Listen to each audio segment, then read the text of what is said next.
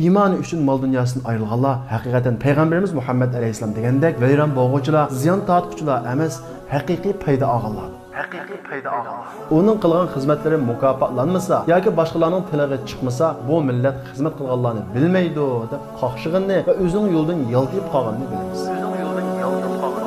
İlgirki dersimiz deganimizdek Peygamberlikning 12. yildagi haj mavsumida Madinalik 12 nafar sahaba Peygamberimiz Muhammed Aleyhisselamga Aqaba degan joyda 6 turlik ishda ahd berdi. Ya'ni bay'at berdi. Bu birinchi Aqaba bay'ati deb tarixga yoziladi. Peygamberimiz Muhammed Aleyhisselam Madinadagi kishilarga islomni tushuntirish va islomga da'vat qilish uchun ular bilan birga Mus'ab ibn Umarni qo'shib qo'ydi. Nima uchun nurg'ulg'an sahobalar ichidan Mus'ab ibn Umarni qo'shib qo'ydi? Nima uchun boshqa sahobalarni tanlamadi? Bu haqdagi mazmunlarni biz ilgirki darsimizda deb bo'ldik. Mus'ab ibn Umar Madinaga borgandan keyin As'ad ibn Zurarning uyini markaz qilib, xuddi u uyni Makkadagi Darul Arqamning uyiga o'xshash da'vatning markazi qilib, kishilarni bu yerga to'plab, ularga islomni tushuntirdi. Mus'ab ibn Umar kishilarni islomga chaqirishda oldi bilan ular bilan insoniy munosabat o'rnatdi. Ondan keyin bu insoniy munosabat orqali ularni islomga chaqirdi. Mana bu har bir da'vatchi, har bir islomga chaqiruvchida bo'lishga tegishli axloq. Ya'ni kofir bo'lsa-mu, oldi bilan uning bilan bir insoniy munosabat o'rnatishimiz kerak. Undan keyin insoniy munosabat orqali uning islomni tushuntirishimiz kerak. Mus'ab ibn Umar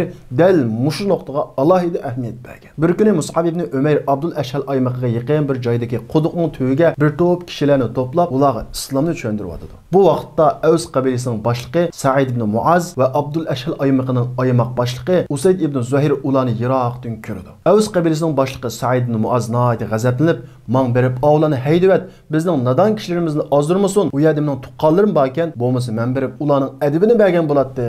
Darhol bu yerdan kessin" dedi. Usayd ibn Zuhayr munayda g'azab bilan neysini elib ular taraf qarab mangdi. As'ad ibn Zurara Abdul Ashal aymaqining aymaq boshlig'i Usayd ibn Zuhayrning yiroqdan g'azab bilan kelayotganligini ko'rib, darhol Mus'abga "Havi kelayotgani aymaq boshlig'i. Uning yuragiga ta'sir qildi. Ikki qiz gap qilsang, agar u musulmon bo'lsa, uning keyindan 10 nechiligan kishilar musulmon bo'ladi" deydi. Mus'ab albatta shunday qilaman deydi. Usayd ibn Zuhayr nayda g'azab bilan kelib, darhol bu yerdan taqilib ketinglar. Bizning nadan kishilarimizni oldimanglar deydi. Mus'ab ibn Umar nayda illiqlik bilan oldi bilan bizning gapimizda bir tinchapaq. To'g'ri ko'rsang, qabul qilasa. To'g'ri ko'rmasang, qabul qilmasa. Usayd ibn Zuhayr Mus'abning bu ilmiy gapiga yo'lsizlik qilmay, uning gapini oldi bilan tinchab baqish uchun uning yanında o'ltirdi. Mus'ab ibn Umar nayt illiq uslubda islomni va dunyoning mohiyatini va o'lgandan keyingi oxiratni, ya'ni abadiy hayotni tushuntirib, Payg'ambarimiz Muhammad alayhisolamga tushgan Qur'on oyatlarini uningga o'qib berdi. Mus'abning so'zi oxirlashmay, Usayd ibn Zuhayrning chiroyidagi g'azab uchqunlari xuddi ushtumtib bir boyliq tepib olgan odamga o'xshash xushalliq jilvasiga aylanadi. Va bu nima degan mazmunliq, nima degan go'zal so'zlar. Bu dinga kirish uchun nima qilishimiz kerak deydi. Mus'ab Usaydga musulmon bo'lish uchun qilishga tegishli ishlarni deb berdi. Usayd shu vaqtning o'zida Allohdan boshqa iloh yo'q, Muhammad Allohning elchisi deb iymon aytib musulmon bo'ldi. Va Aws qabilasining qabila boshlig'i Said ibn Muazning yeniga qaytdi. Bu vaqtda Said ibn Muaz qavm qarindoshlaridan to'plashib o'ltirgan bo'lib, Usaydning kelganligini ko'rib, "Qandoq bo'ldi? Ularni haydayotdingmi?" deb so'raydi. Usayd Saidga, "Men ularning gapidan hech bir yomonlikni his qilmadim" deb gapi oxirlashmay, Said ibn Muaz ochiqdan o'rnidan turib ketdi va qilichini elib ular taraf qarab mangdi. Yiroqdan Said ibn Muazning nayt ochiq bilan kelayotganligini ko'rgan As'ad ibn Zurara Mus'abga darhol Aws qabilasining boshlig'i Said ibn Muaz kelyotdi. Uning yuragiga takudek ikki qiz gap qilsang, agar u musulmon bo'lsa, uning keyindan yuzlarcha odam musulmon bo'ladi. Bu biz uchun nayt uchun xushonlarlik bir ish bo'ladi deydi. Mus'ab ibn Umar albatta shunday qilaman deydi. Said ibn Muaz nayt g'azab bilan kelib, darhol bu yerdan taqilib ketinglar deydi. Mus'ab ibn Umar uningga o'xshashlar, oldi bilan bizning gapimizni bir tinchapaq, xato bo'lsa biz tarqilib ketaylik. To'g'ri deb qabul qilsang, bu sen uchun yaxshilik. Mus'ab Said ibn Muazga Peygamberimiz Muhammed Aleyhisselam'a tushgan Qur'on oyatları ve İslamning mohiyatlarini hammani tushuntirib, nayt illiq uslub bilan islomni unga tafsiliy tushuntirdi. Said ibn Muaz ochiq yomon, mijozi chus, qaram odam bo'lsa-mu, ammo qalbi oq, haqiqatga talpinadigan kishi edi. Mus'abning so'zidan islomning haqiqiy to'g'ri din va o'zi qalbidan bir yerlardan izlayotgan narsani topgandek bo'ladi. Va shu vaqtning o'zida Allohdan boshqa iloh yo'q, Muhammad Allohning elchisi deb iymon etdi. Sorundagilar takbir to'lishib ketadi. Said ibn Muaz musulmon bo'lgandan keyin o'zi tava bo'lgan jamiyatlarning hammasini to'planishga buyurdi. Atdeganda Said ibn Muazning jamiyat a'zolarining hammasi to'plandi. Kishilar to'planib bo'lgandan keyin Said ibn Muaz, "Ey jamiyatim, men qanday qaraysizlar?" dedi. Jamiyatdagi kishilarning hammasi, "Sen bizning ichimizdagi eng dono fikrlik, qo'rqmas, botur va aqli o'tkir odamsan" dedi. Said ibn Muaz, "Unda qo'sa mening gapimni anglanglar. Sizlarning oranglardan er olsun, ayol olsun, qandaq bir odam Allohdan boshqa iloh yo'q, Muhammad Allohning elchisi deb iymon etmoqcha, uning men gap qilishi harom" dedi. Said ibn Muazning dono fikrlik va o'tkir aqlga ega kishi ekanligini bilgan jamiyat a'zolari uning keskin ifodasini ko'rgandan keyin shu kuni kech kirguncha uning jamiyatidan Usayrim ismli odamdan boshqa hamma a'zolari musulmon bo'ladi. Ya'ni bir kunning ichida bir jamiyat a'zolaridan bir odamdan boshqa hamma odam musulmon bo'ladi. Said ibn Muaz o'zining jamiyatiga islomni da'vat qilishda o'zining mijozi bo'yicha da'vat qilgan edi. Said ibn Muazning o'zining jamiyatining musulmon bo'lganligi butun Madina ahliga puri ketdi. Bu sababli islom dini texmi kun tartibga kelib, islom kirmagan uy, islom haqida anglamagan odam qolmaydi. Buning ta'sirida Madina ahli bir-birlab islomga kirishga boshlaydi. Yahudilar bo'lsa payg'ambarimiz Muhammad alayhisolamning haqiqiy o'zi saqlagan payg'ambar ekanligini bilsa-mu, o'zi dushman ko'radigan millatning orasidan chiqqanlik uchun uni qabul qilgisi va uning ishongusi kelmaydi. Ammo nihoyat oz bir qismi payg'ambarimiz Muhammad alayhisolamga iymon etdi. Mus'ab ibn Umar Madinada nihoyat tirishchanlik ko'rsatib, nurg'un kishilar musulmon bo'ladi. Shunda qilib payg'ambarlikning 13-yili haj mavsumi yetib keladi. Madina ahli ilgirki odati bo'yicha Makka ga haj qilish uchun tayyorlanadi. Musulmonlarmi payg'ambarimiz Muhammad alayhisolam bilan didor ko'rishish va haj qilish uchun haj karvoniga qo'shiladi. Shunda qilib Madinadan 500 kishilik haj karvoni Makka ga qarab yo'lga chiqadi. Bu 500 odamning ichidan 75 nafari musulmon bo'lib, ular ichidan 2si ayol, 73i er kishi edi. Bu 70 nafar musulmon karvondagilardan o'zining musulmon bo'lganligini maxfiy tutadi. Chunki ular Makka ga borgandan keyin payg'ambarimiz Muhammad alayhisolam bilan ko'rishni planlagan edi. Buning uchun mushriklar bilmasligi kerak edi. Ular yo'lda ketayotganda payg'ambarimiz haqida paranglashib, payg'ambarimiz Muhammad alayhisolamni ko'rishga taq bo'ladi. Shundaqla ular biz Madinada xotirjam yursak, biz iymon etgan payg'ambar Makkada dakka-duk ichida yashasa, bu qanday bo'ladi? Biz payg'ambarimiz Muhammad alayhisolamni Madinaga qaytirib akelaylik deyishdi. Shunda qilib Madinaning haj karvoni Makkaga yetib keladi va Mina tog'larining atrofidagi hojilar tushadigan chedirga tushadi. Madinalik musulmonlardan payg'ambarimiz Muhammad alayhisolamni ko'rib boqmaganlari payg'ambarimiz Muhammad alayhisolamni ko'rishga va uning bilan didorlashishga nihoyat taq bo'lib ketadi. Mus'ab ibn Umar payg'ambarimiz Muhammad alayhisolam bilan maxfiy ko'rish uchun muvofiq payt kutdi va ma'lum bir kechasi orqa ko'cha orqali payg'ambarimiz Muhammad alayhisolamning yoniga boradi. Payg'ambarimiz Muhammad alayhisolam Mus'ab ibn Umayrni ko'rib nihoyat hayajonlanadi va uni bag'riga bosadi. Ondan keyin ey Mus'ab, Madinadagi musulmonlarning ahvoli qanday?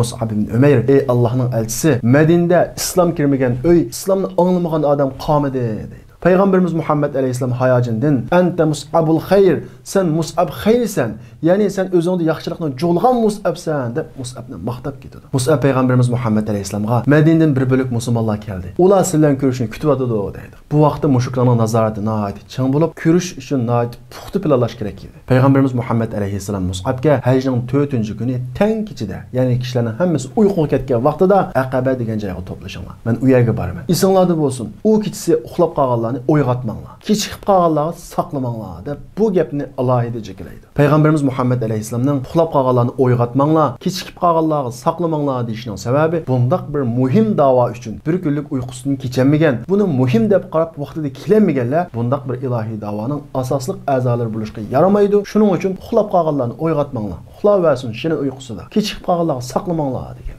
Shunda qilib Madinalik musulmonlar 4 kun bilan kutayotgan payg'ambarimiz Muhammad alayhisolam bilan didorlashadigan vaqt yetib keladi. Madinalik musulmonlarning hech qaysi uxlab qolmaydi va kechikib qolmaydi. Dal vaqtida deyishgan joyga keladi. Payg'ambarimiz Muhammad alayhisolam bo'lsa, texim musulmon bo'lmagan tag'isi Abbos bilan birga ular bilan deyishgan Aqaba degan joyga keladi. Ular payg'ambarimiz Muhammad alayhisolam bilan nihoyat qizg'in ko'rishadi. Payg'ambarimiz Muhammad alayhisolam ular bilan ko'rishib bo'lgandan keyin ularga islomni qaytadan tushuntiradi va yangi tushgan oyatlarni ularga o'qib beradi. Ularning iymoni payg'ambarimiz Muhammad alayhisolamni ko'rgandan keyin va yangidan tushgan oyatlarni ko'rgandan keyin texmo haslinib kuchaydi. Ondan keyin Madinalik musulmonlar payg'ambarimiz Muhammad alayhisolamni Madinaga o'zlaridan bilan elib ketish taklifini o'ttirib qo'ydi. Bu vaqtda payg'ambarimiz Muhammad alayhisolamning texmo musulmon bo'lmagan tag'isi Abbos o'rnidan turib, "Ey Madina ahli, sizlar biz Hoshim jamiyatining arablar orasidagi o'rnini obdan bilasizlar. Biz garchi Muhammadning dinida bo'lmasaqmi, hozir qadar Muhammadni qo'g'dab keldik. Qashimizda tursa yana uni qo'g'daymiz. Lekin jan o'g'lim Muhammadning sizlar bilan birga ketgusi boda qiladi. Agar sizlar Muhammadni elib ketmoqchi bo'lsanglar, uni o'zinglarning melni, jinni, qizni va bolalarni qo'g'daganda qo'g'day olsanglar, elib ketinglar. Agar bunday qilmasanglar, Muhammad bizning qashimizda turaversin, biz uni davomli qo'g'daymiz. Sizlar musulmon holatinglarda Madinada xotirjam yashayveringlar." Bu vaqtda Madinalik musulmonlardan Ka'b ismli birisi o'rnidan turib, "Ey Allohning elchisi, sen bizdan nima ishlarni talab qilsa, sen va Alloh yo'lida qanday fidokorlikni ko'rsatishimiz kerak?" deydi. Payg'ambarimiz Muhammad alayhisolam ulardan 5 turli ishni talab qiladi. Birinchisi, mayli xushal vaqtinglarda bo'lsin yoki qayg'u vaqtinglarda bo'lsin, menga itoat qilasizlar. Ikkinchisi, din uchun, islom uchun pul melinglarni aymaysizlar. Uchinchisi, kishilarni yaxshilikqa buyurib, yomonlikdan to'ssizlar. To'rtinchisi, Allohning dinida mustahkam turish bilan birga boshqalarning topi ta'na, malomatlardan qo'rqmaysizlar. Beshinchisi, men Madinaga borgandan boshlab boshlab meni xuddi o'zinglarning bola chaqanglarni, ayolinglarni, qizlaringlarni, mol mulkinglarni qo'g'diganga o'xshash jon tikib qo'g'daysizlar. Ondan keyin Madinalik musulmonlardan birisi o'rnidan turib, "Ey Allohning elchisi, agar sen keyin g'alaba qilib, kuchlangandan keyin Makkaga qaytib kelamsa yoki biz bilan birga turamsa" deydi. Payg'ambarimiz Muhammad alayhisalom nəhayət illiq tabassum bilan "Men sizlar bilan go'sht bilan qanday? Men sizlardan ayrilmayman. Sizlarning dushmaninglar mening dushmanim, sizlarning do'stinglar mening do'stim" deydi. Payg'ambarimiz Muhammad alayhisalom o'ttirib qo'ygan talablar haqidagi suhbat oxirlashgandan keyin Madinalik musulmonlar "Bo'ldi, biz yuqorqi talablarning hammasiga Payg'ambarimiz Muhammad alayhisalomga ahd beramiz, bay'at beramiz" deb tayyor bo'lgan vaqtida tunji qatim musulmon bo'lgan Madinalik 6 nafar sahobaning birisi o'rnidan turib, "Ey xaloyiq, sizlar nimaga ahd bermoqchi bo'lganliginglarni obdan bilamsizlar" deb ularni texmi chingitdi. Ular "Biz nimaga ahd bermoqchi bo'lganligimizni obdan bilamiz" deb o'zining keskin ifodasini bildirdi. Ondan keyin Payg'ambarimiz Muhammad alayhisalomning tog'asi Abbas o'rnidan turib, "Ey xaloyiq, sizlar bu bergan ahdinglar orqali bütün ayıplarni qarşыңlarga olasizlar. Agar keyin melinglarga yoki jininglarga bir ziyon kelsa, Muhammadni tashlab qassanglar, bu ish mishiyada qolsin. Buni obdan o'ylanglar, ko'zinglarning oldiga ilinglar" deydi. Madinalik musulmonlarning cho'nglari o'rnidan turib, "Biz melimizdanmi, jonlarimizdanmi, hatto mo'tabar kishilarimizdan ayrilib qolgan taqdirdami Muhammadni jon tikib qo'ydaymiz" deydi. Bu vaqtda Madinalik musulmonlardan birisi o'rnidan turib, "Ey Allohning elchisi, biz seni mushundaq jinimizni, melimizni tikib qo'ydisak, bizga nima foydasi bor, bizga nima mukofot bor" deydi. Payg'ambarimiz Muhammad alayhisalom "Jannat bor" deydi. Madinalik musulmonlar bizga mushu bo'lsa yetarli deb o'rnidan turib Payg'ambarimiz Muhammad alayhisalomga ko'rish orqali bay'at berdi. Ayollar ig'zoki bay'at berdi. Qarab baqadigan bo'lsak, Payg'ambarimiz Muhammad alayhisalom shunda xatar ahvol ostida qolganda Madinaga elib ketayli deb jonlarini, mollarini tikib qo'ydaymiz degan kishilarga keyinchaki men kuchaysam, davlat qursam, sizlarga mansab beraman, oltin kumush beraman, g'animatning manchidan qismini beraman demasdan sizlarga jannat bor.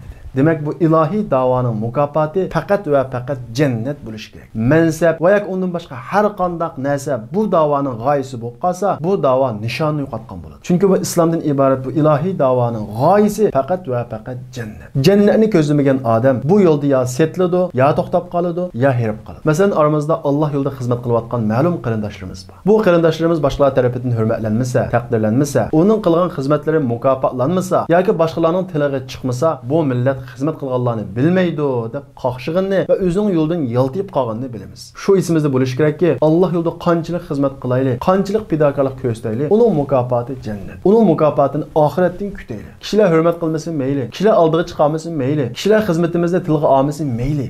Yetarki Alloh bizga jannatni bersin, hammamizga kifoya.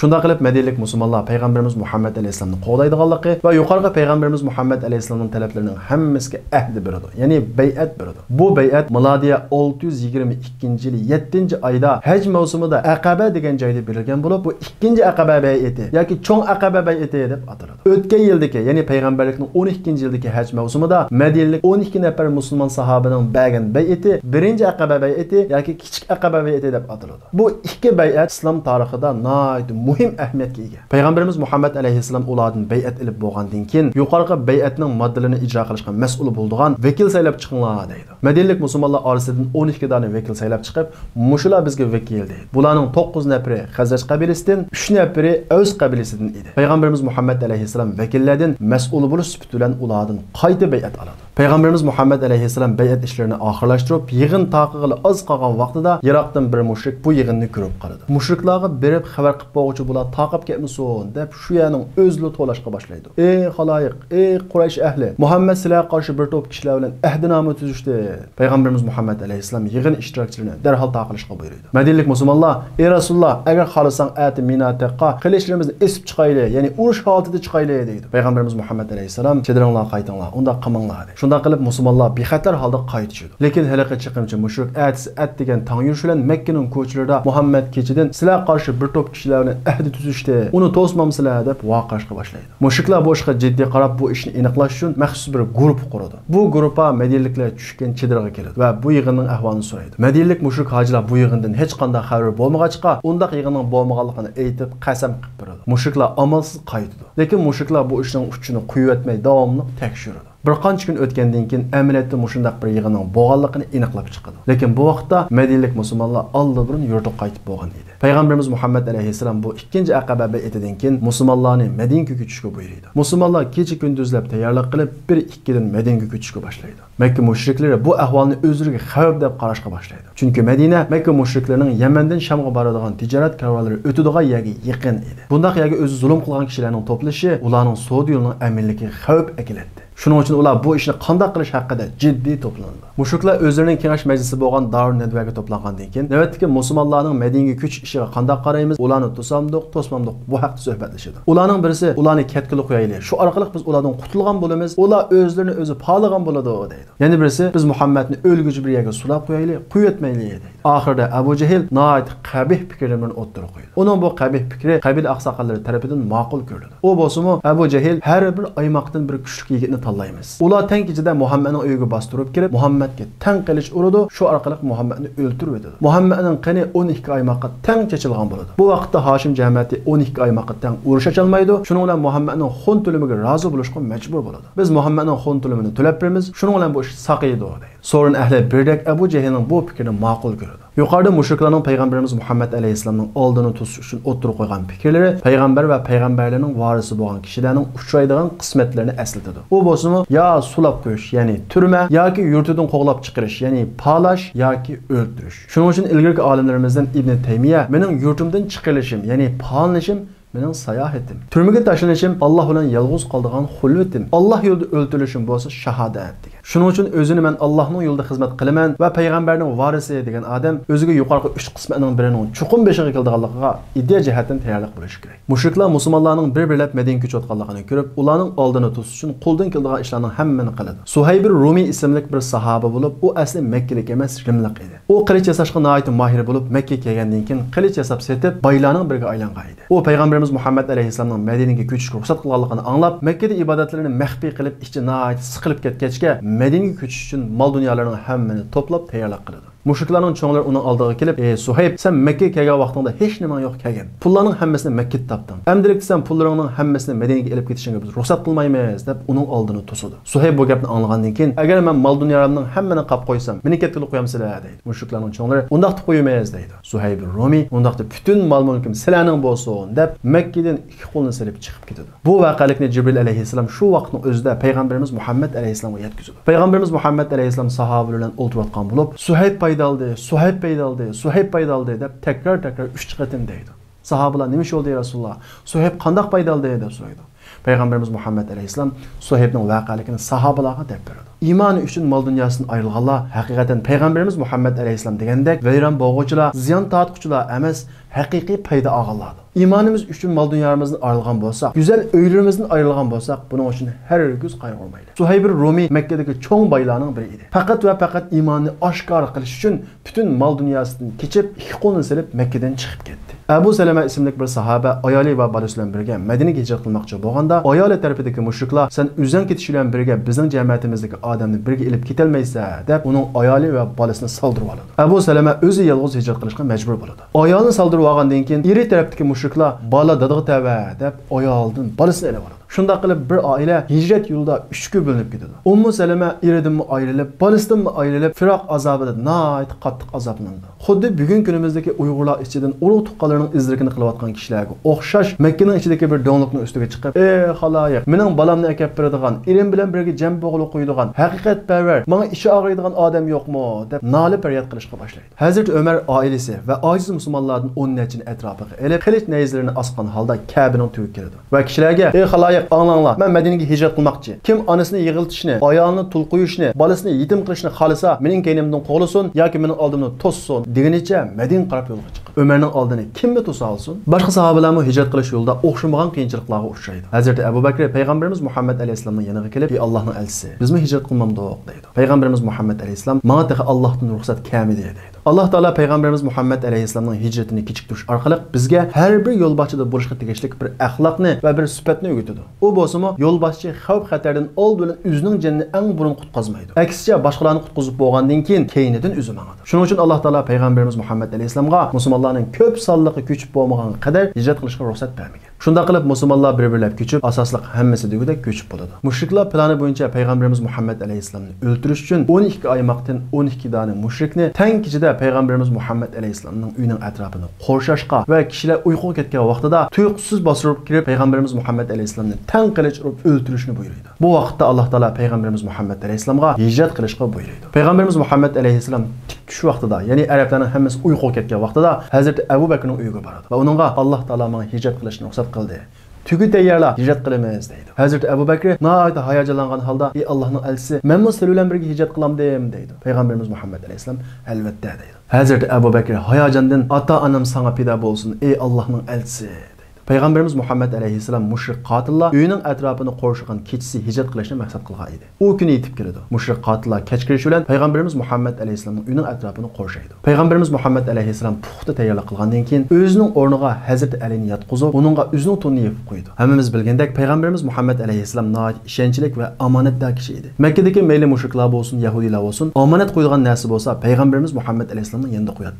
Hatto vahiy kelgandan keyin bu yana mushriklar omonatlarini Peygamberimizga qo'yadi. Peygamberimiz Muhammed aleyhisselamni o'ltirish uchun kelgan 12 dona mushrikning 7'sinin Peygamberimiz Muhammed aleyhisselamda o'xshamagan shaklda omonatlari bor edi. Ular Muhammed bizga omonatimizni qaytarmay hech yerga bormaydi deb shuni xotirjam edi. Peygamberimiz Muhammed aleyhisselam omonatlarni o'z egasiga qaytarish uchun Hazrat Alini shuni o'z o'rnida qoldirgan edi. Kecha tun nisbi kiray deganda qotil mushriklar uxlab qoladi. To'g'risi Alloh taolo o'zining payg'ambari Muhammed aleyhisselamni himoya qilish uchun ularni uyquga g'arq qiladi. Payg'ambarimiz Muhammed aleyhisselam uydan chiqib, ularning orasidan o'tib, Udul Hazrat Abu Bakrning uyiga boradi. Hazrat Abu Bakr Peygamberimiz Muhammed aleyhisselam va o'zi uchun biridan 2 tuga va yo'l boshlash uchun Abdullah ibn Urayqit ismli bir mushrikni tayyorlagan edi. Peygamberimiz Muhammed aleyhisselam o'zi uchun olgan tugini nechta pulga olding deydi. Hazrat Abu Bakr qancha olsang olgan ey Allohning elchisi, bu sana hadiya deydi. Peygamberimiz Muhammed aleyhisselam keskin rad qiladi. Hazrat Abu Bakr 200 dirhamga oldim deydi. Peygamberimiz Muhammed aleyhisselam qarz olsun deydi. Peygamberimiz Muhammed aleyhisselam odatda hadiya qabul qiladi. Lekin Peygamberimiz Muhammed aleyhisselam boshqalardan bir narsa talab qilib, u talab qilgan narsani boshqalar hadiya qilib etsa, uni keskin qabul qilmaydi. Bu Peygamberimiz Muhammed aleyhisselamning tarixida bir qancha yerda takror keladi. Ya'ni Peygamberimiz Muhammed aleyhisselam boshqalarga demasdan hadiya qilgan bo'lsa, qabul qiladi. Ammo o'zi talab qilgan narsani hadiya qilib etsa, qabul qilmaydi. Bu Peygamberimiz Muhammed aleyhisselamning muomalasiki inchiki bo'lgan axloq. Chunki hadiya talab qilmagan vaqtda eng samimiy, eng saf bo'ladi. Peygamberimiz Muhammed aleyhisselam 2 tuga va ashuzuqni Abdullah ibn Urayqitga topshirib, 3 kundan keyin Surtag'ining yanında ko'rishga va'dalashadi. Shundaqla o'zi Hazrat Abu Bakr bilan keyindan qo'llab keladigan mushriklarni nazarga olib, ulardan saqlanish uchun Madina tarafga emas, qarshi yo'nalishga qarab mangadi. Peygamberimiz Muhammed aleyhisselamni o'ltirish uchun uyining atrofini qorshab turgan qotil mushriklar o'yg'onib Peygamberimiz Muhammed aleyhisselamning uyiga bostirib kirib, hujum qilayli deb turgan vaqtida ularning yanından bir odam o'tib ketib o'tib, "Bu yer nima ish qilasizlar? Nima ishinglar bor?" deydi. Qotil mushriklar "Sen aralashma, bizning Muhammed bilan ishimiz bor" deydi. Bu odam "Muhammed uyida yo'q, men uni bayatni yo'lda ko'rdim. U boshqa bir tarafga ketdi. Sizlar yo'q odam saqlab o'tibsizlar" deydi. Qotil mushriklar ishonmay, eshikning yuchiqdan qaraydi. Qarg'udek bo'lsa Peygamberimiz Muhammed aleyhisselamni uxlayotgandek ko'radi. Ular "Muhammed baki, qo'l salayli" deb eshikni bo'sab kiradi va o'ltirish uchun qilish tag'ili tas qolgan vaqtida yotqinning Peygamberimiz Muhammed aleyhisselam emas, Hazrat Ali ekanligini ko'rib, "To'xtanglar, bu Muhammed emasga. Bu Abu Talibning o'g'li Ali ekan" deyishadi. Shundaqla o'zining oldinganligini his qilib, qo'lini tishlashadi. Ular Hazrat Alini go'shib Peygamberimiz Muhammed aleyhisselamning nakatganligini so'raydi. Hazrat Ali "Bilmayman, menga aytmadi" deydi. Amaliyotda Peygamberimiz Muhammed aleyhisselam qandoq ma'lumotlarni bu tafsilotlarni Hazrat Aliga aytmagan edi. Mushriklar yana mag'lub bo'lganligini his qilib, darhol Peygamberimiz Muhammed aleyhisselamning keynidan qo'g'lashga tushadi. Peygamberimiz Muhammed aleyhisselam nega boradi? Nega tushunib turadi? Mushriklar Peygamberimiz Muhammed aleyhisselamning keynidan yetalamdi. Bu tafsilotlarga qiziqsanglar, diqqatinglar kelarki darsimizda bo'lsin. Gül Ahmedim, Gül Ahmedim, canda canan Muhammedim, kurban bulsun canım tenim, yollarınga Gül Ahmedim, Gül Ahmedim, Gül Ahmedim, canda canan Muhammedim, kurban bulsun canım tenim,